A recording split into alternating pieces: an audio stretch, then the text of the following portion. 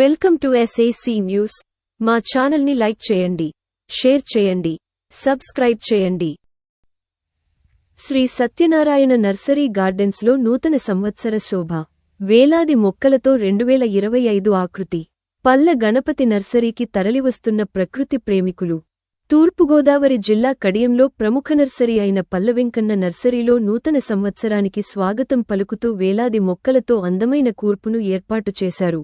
నూతన సంవత్సరంతో పాటు వివిధ రకాల ప్రత్యేక సందర్భాలలో వన కూర్పును ఏర్పాటు చేయడంలో కడియం పల్లె వెంకన్న నర్సరీ పెట్టింది పేరు. అటువంటి నర్సరీలో 2025 కొత్త సంవత్సర శుభాకాంక్షలు సృజనాత్మకంగా అందించారు.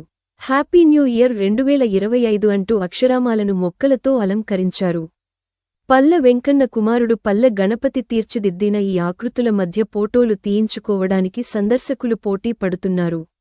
పూల సోయగాలతో అద్భుతంగా సుందరీకరించిన ఈ కూర్పు చూపర్లను ఎంతో ఆకట్టుకుంటుంది.